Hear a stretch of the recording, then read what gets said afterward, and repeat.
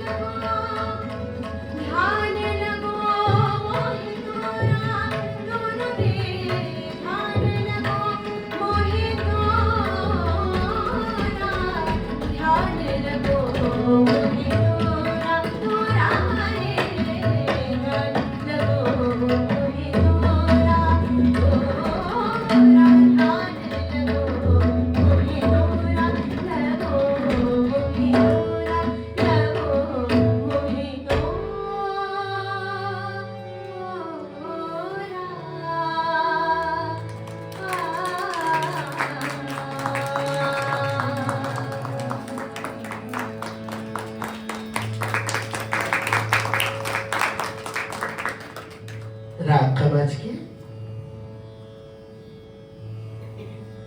राघवेश्वर खमाज की इस ठुमरी रचना जो एक पुरानी रचना है, उसका आप लोगों ने आनंद लिया, आस्वादन किया। काशी में ठुमरी किस प्रकार से पहुंची, इसके इतिहास के बारे में छोटा छोटा डिस्क्रिप्शन किया जा सकता है, वर्णन दिया जा सकता है। ठुमरी की वास्तविक उत्पत्ति ठीक कहां से हुई कहना बहुत मुश्किल है, क्योंकि ठुमरी शब्द ये प्राचीन नहीं है, लेकिन गायकी ठुमरी की बहुत पुरानी है।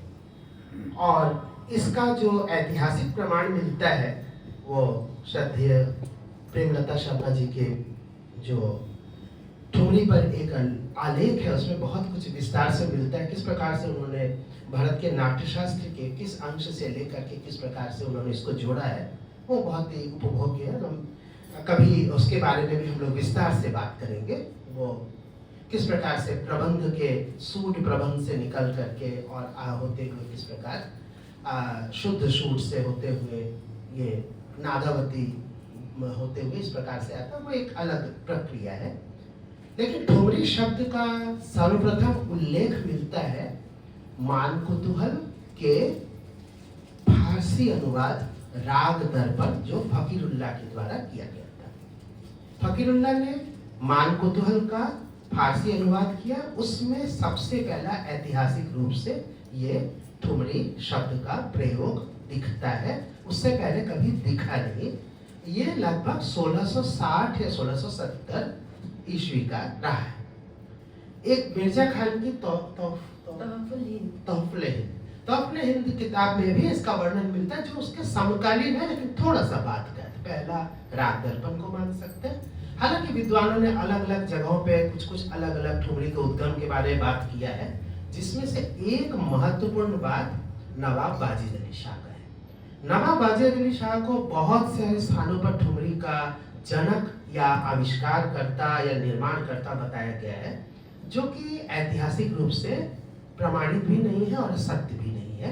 लेकिन जो बात उनसे जुड़ी हुई है कि ठुमरी के वे सबसे बड़े उन्नायक या सबसे बड़े प्रचारक हुए, या ये कह सकते हैं कि जो आधुनिक ठुमरी है उसकी नींव उनके समय से पड़ी।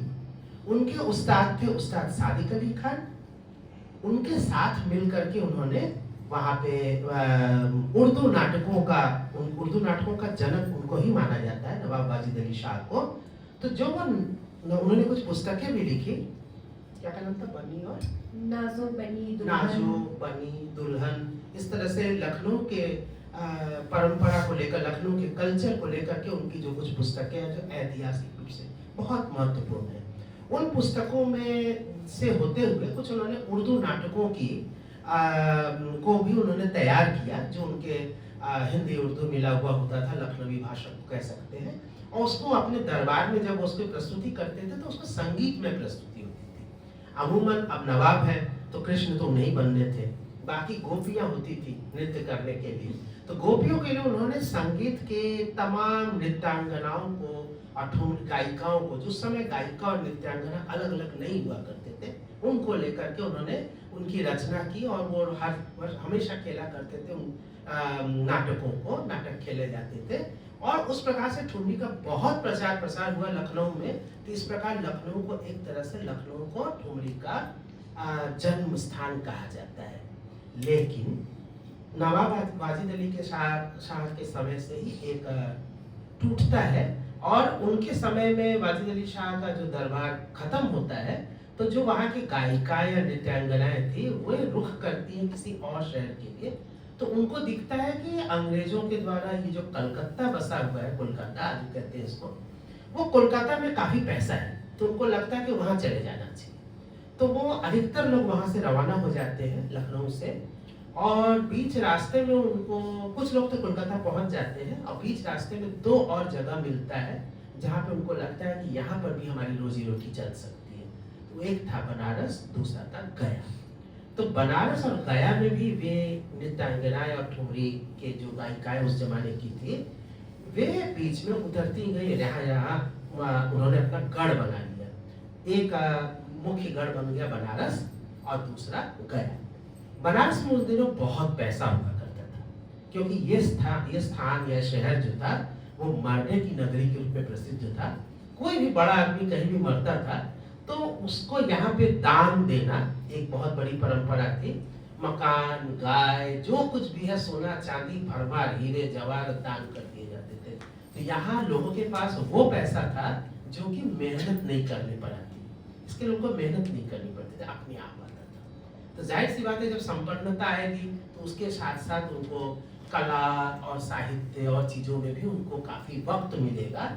अगर आप खेती ही करते रह जाएंगे तो कब उसको जाकर के साहित्य का और इसका चर्चा करेंगे। तो इसलिए उनको काफी वक्त मिलता था। और यहाँ पे संगीत का भी थोड़ा थोड़ा मैंने काफी अच्छा स्थान होने के साथ साथ साहित्य का भी अच्छा स्थान हुआ। काफी संस्कृत का, साहित्य का एक गढ़ बन गया। जब ठुमरी गायिकाएं यहाँ पे आई तो उनको लोगों ने यहाँ पे हाथों हाथ उठा लिया, लेकिन दिक्कत थी भाषा को लेकर के। वो भाषा मुख्यतः उर्दू या वैसी होती थी जो यहाँ के लोगों को उतने अच्छे से पसंद नहीं आती थी। तब यहाँ पे यहाँ के जो उस्ताद थे उन लोगों ने उनकी जो पंडित जी लोग थे, मुख्य विद्वान लोग थे, उन्होंने शिक्षा देना प्रारंभ किया ठुमरी का, और अपने हिसाब से ठुमरी गढ़े। इस गढ़ने के काम में चूंकि उनके पास पैसा बहुत होता था और इस चीज को जो सिखाते थे उनको भी इसका पैसा मिल जाता था। समाज में और कोई गाना सीखता नहीं था, समाज में गाना गायिकाओं को सीखना था, नृत्यांगनाओं को सीखना था। तो इस वजह से उन लोगों ने उनको सिखाने के लिए बहुत सारे ठुमरियों की, दादरों की और इस तरह की चीजों की रचनाएं की भी और सिखाई भी। इसी दौरान भैया जी गणपत राव एक बहुत बड़ा नाम है ठुमरी के क्षेत्र में, जो ग्वालियर के महाराजा के किसी उपपत्नी के, नाम भूल रहा है, उस उपपत्नी की ये संतान थे। एक तरह से ये राजा के पुत्र थे, लेकिन मुख्य रानी के ना होकर के उपपत्नी के थे उनके। तो उनके वो थे और वो ग्वालियर छोड़ दी, किसी कारण से उनको छोड़ना पड़ा। उनको अच्छा नहीं लगा, क्योंकि उनको समाज में वो स्थान मिलता भी नहीं था, उनके साथ उपेक्षा भी होती थी, ऊपर से थे राजा के ही बेटे। संगीत में उनको बहुत रुचि थी और वो बनारस आकर के बस गए। यहाँ पे वो हारमोनियम में उन्होंने जो एक तरह से कहो कि कीर्तिमान स्थापित किया उन्होंने। ऐसा हारमोनियम लोग बताते हैं कि कभी बजा ही नहीं, इतना जबरदस्त वो बजाते थे। साथ में बहुत अच्छे रचनाकार थे। सुघड़ पिया नाम से उन्होंने कई ठुमरियों की रचना की। सुघड़ पिया उन्हीं का उपनाम था और उन्होंने इस तरह से लोगों को सिखाया भी। तो इस प्रकार से एक ठुमरी का बनारस में स्थान बनने में गणपत राव जी का बहुत, गणपत राव भैया जी, गणपत राव को भैया जी गणपत राव भैया जी बोलते थे, उनका बहुत बड़ा योगदान था। दूसरा योगदान था वाजिद अली शाह के ही गुरु और उनके ही दरबार में रहने वाले उस्ताद सादिक अली खान का। वो भी बनारस आते थे, सिखाने लग गए। और तीसरा बनारस के ही एक बहुत बड़े गायक थे जगदीप मिश्र जी। जगदीप मिश्र, उन्होंने भी काफी ठुमरियों के सिखाया। ये तीनों लोगों ने मेरे ख्याल से बनारस की ठुमरी की नींव डाली। ऐसी डाली नींव कि बाद में वो ऐसा महल बना कि लोगों ने लखनऊ, गया, कलकत्ता सब बुला दिया। बनारस की ठुमरी को ही ठुमरी का सबसे बड़ा स्थान समझ लिया गया, पीठ समझ लिया गया। ये ठुमरी का गढ़ जो बना, ये इन तीनों के सम्मिलित प्रयास से, उनके सिखाने से बना। तो उस समय एक से एक विद्वान लोग जो भी हुए, गायिकाएं थी। तो क्या सुनवा होगी, किसी से सुनवा या डालिया, किसी से कौन सा सुना जा रही?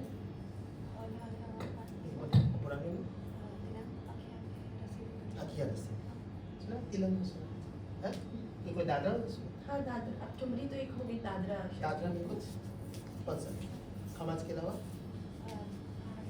पहाड़ी में और बोलो फिर कौन सा? प्यारे और